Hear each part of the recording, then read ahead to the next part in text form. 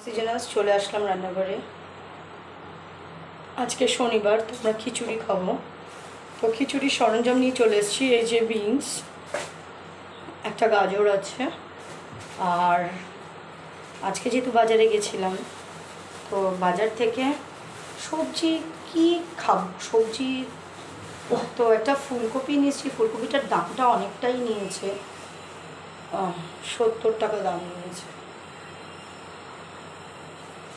আর কটা লঙ্কা আর লেবু, যাই হোক এই হলো বাজার করেছি।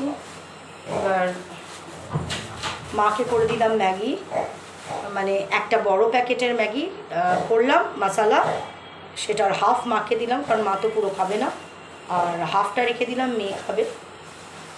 মেয়ে খাওয়াতে গেছে মাকে, বাচ্চাদের চাল ফুরিয়ে গেছে। আমি যখন বাজার গেছি তখন চালের দোকান বন্ধ ছিল, তাই আনতে পারিনি। তো এখন মেয়েকে যেতে হবে, চালও আনবে, আবার আমি খিচুড়ি করব, তার ডাল নেই, সেই মুগের ডাল আনবে।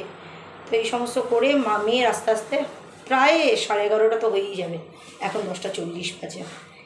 সবসময় যেতে চায় না, ঘ্যান ঘ্যান করে, আর কিছু করার নেই, আর কী করবো। যাই হোক, মনটা ভালো নেই, একটা থেকে উঠে দাঁড়াতে পারি না, আর একটা এসে পড়ে। এই যে ছাদ ফুটো হয়ে জল পড়ছে চতুর্দিকে, সব থেকে বেরো কথা, রান্নাঘর আমি দাঁড়াতে পারছি না। তারপরে প্লাগ পয়েন্টে সেদিনকে মিক্সি করতে গিয়ে দেখি প্লাগ পয়েন্টে সে ধোয়া উঠে কী অবস্থা, মানে জলটা কিছু পড়েছে টড়েছে কিনা। এদিকে তোমার তো জানোই মাইক্রো ওভেনটা আমার প্লাস্টিক দিয়ে ঢাকা ছিল, মানে খুব করে ভগবানকে রেখেছি, ঠাকুর আর বৃষ্টি দিও না। আমি তো শুনেছিলাম নাকি এই সোমবার অবধি বৃষ্টি হবে, মানে টানা বৃষ্টি হবে নাকি, মানে সোমবার অবধি হতো। তো মানে আমাদের পাশের বিল্ডিংয়ের সৌমি তাই বলেছিল। আমি তো মানে যদি হতো তাহলে আমি শেষ হয়ে যেতাম, আমি পারতাম না, আমি কী করতাম আমি জানি না। তো যাই হোক, অনেক করে ভগবানকে ডাকার পরে বোধহয় ভগবান আমার কথা শুনেছে, বোধহয় কি শুনেই তো বৃষ্টি আর পড়েনি। কিন্তু আমার যাতে ছাদটা ঠিক করতে হবে, ছাদটা ঠিক না করলে মানসুন তো এখনও যায়নি। মানসুন তো দাঁড়াও,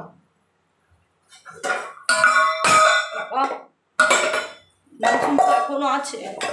তো আমাদের এখানে একটা সাপ্লায়ার আছে মাইতিদা, তো মাইতিদার সাথে আজকে বাজারে দেখা হয়েছে। তো মাইতিদাকে বললাম, মাইতিদা এরকম আমার ছাদটার এরকম এরকম অবস্থা, তা তুমি একটু লোক পাঠাও না, একটু কি এস্টিমেট দেয় একটু দেখি। তো মাইতিদা পাঠিয়েছিল, আজকে লোক এসেছিল, এসে তোমার বাবা যা বললো ছাদ তো প্রায় নষ্টই হয়ে গেছে, যেটুকুনি ভালো আছে সেটুকুনিও খারাপ হয়ে যাবে যদি তুমি ইমিডিয়েটলি ছাদটা ঠিক না করো। আর ছাদটা ঠিক করতে গেলে কি করতে হবে, পুরো আবার ভেঙে তোমার ওই স্টোন চিপস দিয়ে তোমার বালি সিমেন্ট করে আবার ছাদটাকে নতুন করে করবে।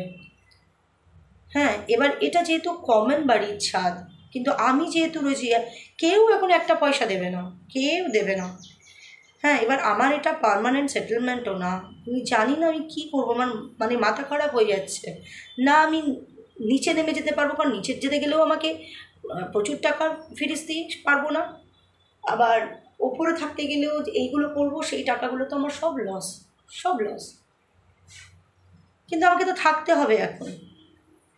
মিস্ত্রি এসে দেখে গেল, মিস্ত্রির চার্জ হলো 8,000 টাকা।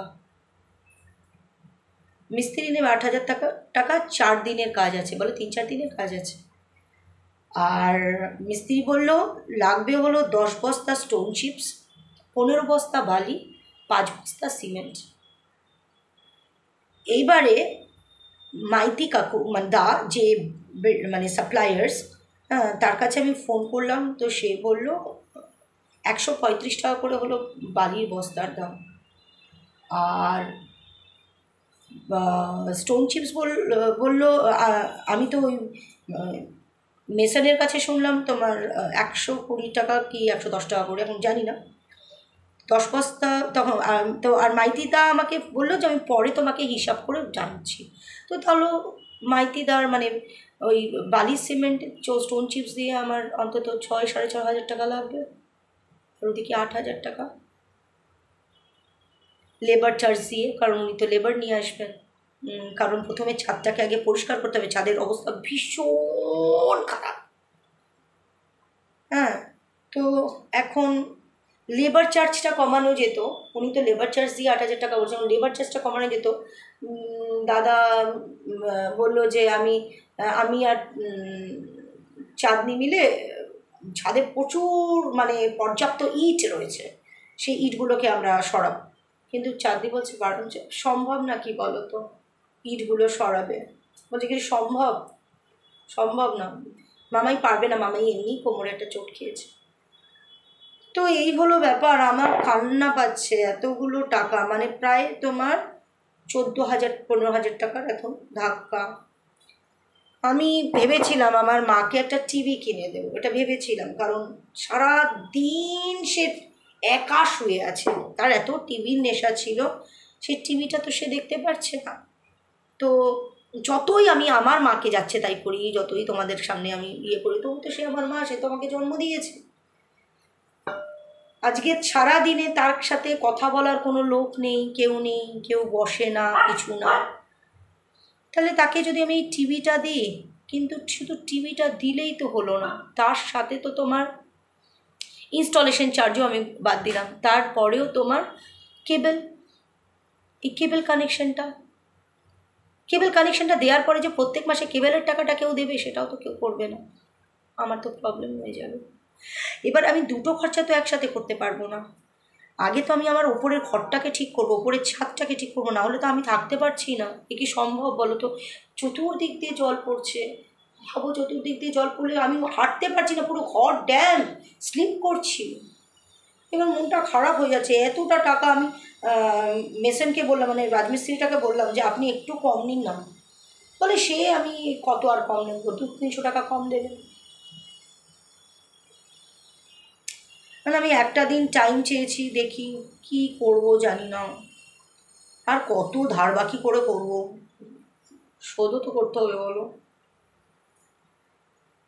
500-700 টাকা ধার বাকি করা যায়, মানে এতগুলো টাকার ধার বাকিটা আমি কি করে করবো? মানে কি যে অশান্তির মধ্যে পড়েছি না, তা বলবার না। তারপরে ইলেকট্রিক বিল অনেক টাকা, তারপরে তো আমাদের প্রচুর লোনস আছে, সেগুলো আমি মানে কান্না পাচ্ছে, জানো, কান্না পাচ্ছে। কিন্তু এটা তো আমাকে করতে হবে, এই জিনিসটা না করলে তো নয়। থাকা যায় এভাবে? ভালো লাগছে না, মন মেজাজটা এক এক সময় না মানে খিজড়ে যায়। আমি এত টাকা ভাবিনি, প্রথমে ভেবেছিলাম ওই যে পিভিসি শেডগুলো হয় না, কিন্তু সেগুলোর কিন্তু অনেক দাম, অনেক খরচা বেশি, সেগুলো খরচা আরও বেশি।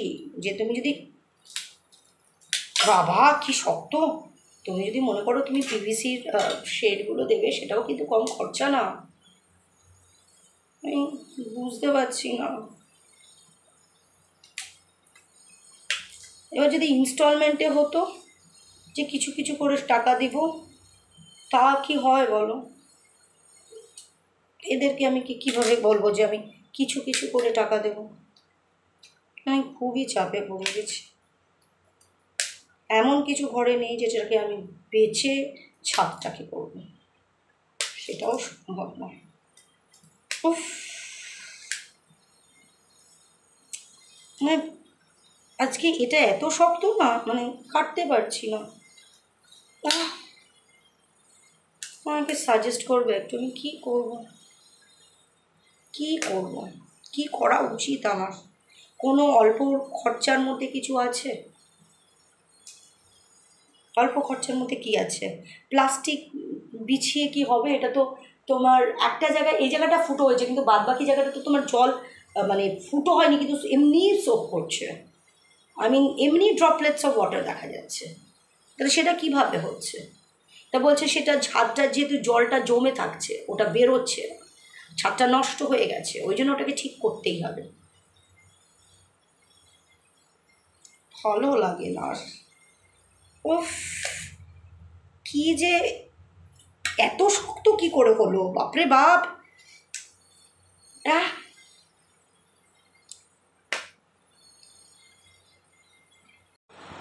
তো চলো, আর কি বলবো, একটা দিন একটুখানি খুশি থাকলেও পরের দিন আবার সেটা ব্যালেন্স হয়ে যায়, এই তো হয় আমার। চলো। চল।